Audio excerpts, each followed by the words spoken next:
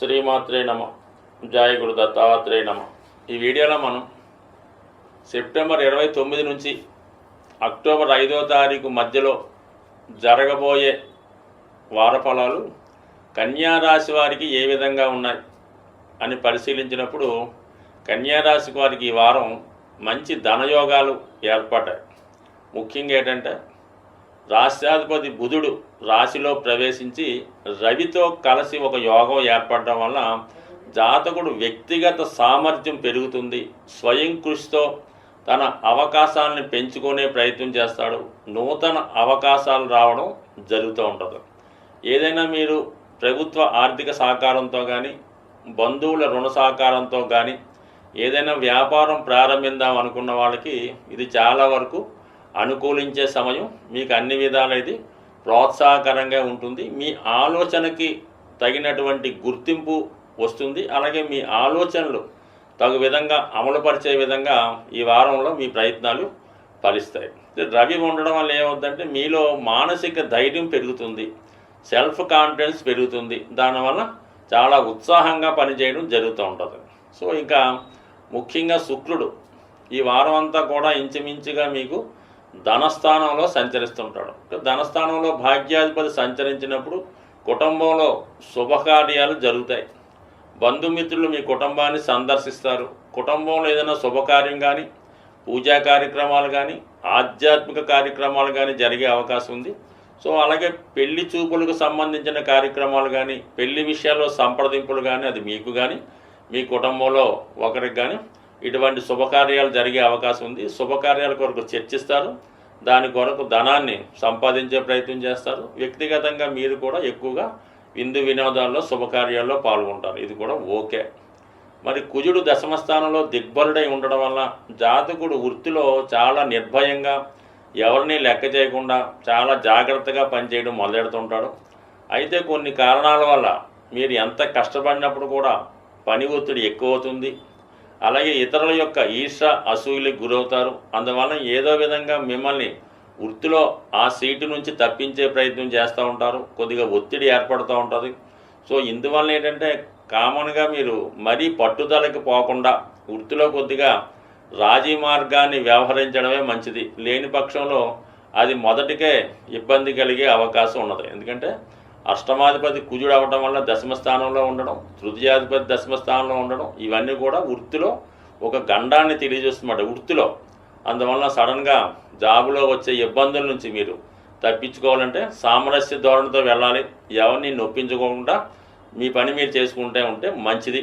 దాని తర్వాత గురుబలం బాగుంది. గురువు భాగ్యస్థానంలో ఉంటూ మరి త్వరలో వక్రగమనం పొందడం వల్ల అత్యంత బలవంతుడై ఉన్నాడు. మరి అటువంటి గురువు రాశిని చూడటం వల్ల మీ యొక్క క్రమశిక్షణ పెరుగుతుంది, ఆలోచన విధానంలో మార్పు వస్తుంది. పుణ్యక్షేత్రాలు దర్శిద్దామనే మీ ఆలోచన ఈ సమయంలో నెరవేరే అవకాశం ఉంది. 100% ఈ వారంలో ఏదో ఒక పుణ్యక్షేత్రాన్ని దర్శిస్తారు. లేదంటే మీ యొక్క గురువులను కానీ తల్లిదండ్రులను కానీ కలుసుకొని వారి యొక్క యోగక్షేమాలు తెలుసుకొని వారి సలహాలు తీసుకునే ప్రయత్నం జరుగుతుంది. అలాగే శని భగవానుడు 6వ స్థానంలో వక్రించి ఉండడం వల్ల చాలా అదనపు బాధ్యతలు ఎక్కువ వర్క్ చేయవలసి ఉంటుంది. అంటే ఎక్కువ గ్రహాలు 6, 10 స్థానాల మీద 2 శని కుజ గ్రహాలు ఉండడం వల్ల వృత్తిలో ఎక్కువ టెన్షన్ ఉంటుంది అన్నమాట. ఎంత పని చేసినా ఇంకా పని చేయాలనేటువంటి పెండింగ్ ఉండిపోతుంది. సరే దానికి తగిన గుర్తింపు రాకపోవడం, ఎక్కువ పని చేసి తక్కువ వేతనాన్ని తక్కువ ఫలితాన్ని పొందే సూచనలు ఉన్నాయి. కాబట్టి అంటే ముందు దీని యొక్క ప్రభావం మీ మీద ఉంటుంది. వృత్తిలో మీరు ఏమాత్రం అంటే ముఖ్యంగా ఇది ప్రైవేట్ సంస్థల్లో జాబ్ చేస్తున్న వారు వృత్తిలో ఏమాత్రం అశ్రద్ధ పెట్టినా ఏదో విధంగా అవాయిడ్ చేద్దామని ప్రయత్నం చేసినా మొత్తం ఉద్యోగంకే ఎసరు వచ్చే అవకాశం ఉంది. కాబట్టి కొంత ఓర్పుగా వ్యవహరించండి. దీని ఫలితం తర్వాత ఉంటుంది. ముఖ్యంగా ఈ రాశిలో ఉన్నటువంటి స్త్రీలకి నూతన ఉద్యోగ అవకాశాలు ఏదో ఒక శుభవార్త ఈ రాశి వారు వినే అవకాశం ఉంది. సో ఏదైనా సప్తంలో ఉన్నటువంటి రాహు భార్యాభర్తల మధ్య ఉన్న సమస్యల్ని మరింత పెద్దవి కాకుండా చూసుకునే విధంగా జాగ్రత్త పడవలసి ఉంటుంది. ముఖ్యంగా ఎవరైతే చాలా వరకు ఆర్థికపరమైన ఇబ్బందులు లేదంటే వివాహాలు ఆలస్యం అవడం, కుటుంబంలో అందరూ నిరుద్యోగులుగా ఉండడం ఇటువంటి కొన్ని కారణాలు మీ జాతకంలో ఉన్నటువంటి పితృదోషాలకు కూడా కారణం అవ్వచ్చు.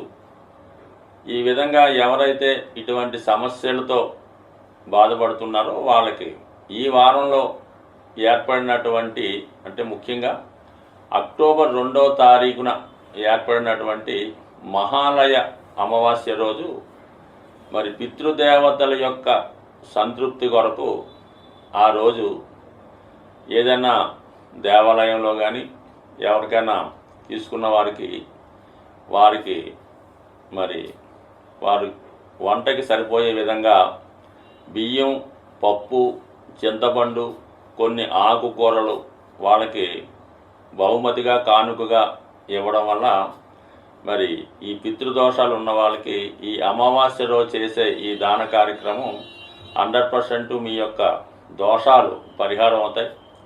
అలాగే మీ కుటుంబంలో ఉన్నటువంటి సమస్యలు కూడా చాలా వరకు సాల్వ్ అవుతాయి. ఈ విధంగా చేయలేని వారు కనీసం ఆ 2వ తారీఖు, అక్టోబర్ 2వ తారీఖు అమావాస్య రోజు ఏదైనా గోశాలకు వెళ్ళి కానీ, లేదంటే మీ సమీపంలో ఉన్నటువంటి గోవుకి ఏదో విధంగా ఒక నానబెట్టినటువంటి నవధాన్యాల్లో ఏదో ఒకటి, ముఖ్యంగా గోధుమలు కానీ లేదంటే శనగలు కానీ నానబెట్టి విధి విధానంగా గోవుకి బెల్లంతో కలిపెట్టి ఆ గోవుకి ప్రదక్షిణ చేయడం వల్ల ఖచ్చితంగా కూడా మీకు ఈ విధంగా ఉన్నటువంటి దోషాలు పరిహారమై అద్భుతంగా రాబోయే సంవత్సరం అంతా కూడా మీకు మంచి ఫలితం ఇవ్వడం జరుగుతూ ఉంటుంది. అంటే కొన్ని రోజుల్లో చేసే కార్యక్రమాలు విశేషమైనటువంటి ఫలితాన్ని ఇవ్వడం జరుగుతుంటుంది.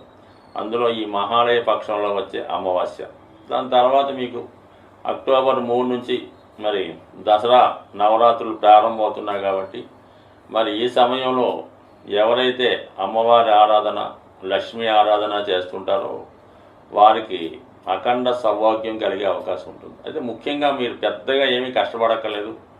ఈ 3వ తారీఖు నుంచి ప్రారంభమయ్యే నవరాత్రి రోజు చక్కగా ఒక మంచి టైం మీరు ఎన్నుకొని, అది వీలైతే ప్రాతకాల వేళ సూర్యోదయానికి ముందుగానే మీరు మీ యొక్క కాలకృత్యాలు తీర్చుకొని మీకు ఇష్టమైనటువంటి ఏదో ఒక భగవంతుడు సంబంధించినటువంటి శ్లోకాన్ని, లేదంటే అందరికీ సౌభాగ్యాన్ని, ధనాన్ని ఇచ్చే కనకదార స్తోత్రాన్ని ప్రతిరోజు ఒక నిర్దిష్టమైన సమయంలో నవరాత్రులు ముగిసే వరకు కూడా సుమారుగా ఈ 9 రోజులు విధి విధానంగా దాన్ని పారాయణ చేయడం కానీ, లేదంటే శ్రద్ధగా వినడం చేయడం వల్ల సాధ్యమైనంత వరకు ఈ 9 రోజులు నియమంగా ఉంటూ సాత్విక ఆహారం తీసుకుంటూ ఎటువంటి అసాంఘిక కార్యక్రమాలు, ఎటువంటి వ్యసనాలకి లోను కాకుండా కేవలం సాత్విక ఆహారం తింటూ నియమంగా ఉండడం వల్ల ఖచ్చితంగా మీకు మంచి సమయం మారుతుంది.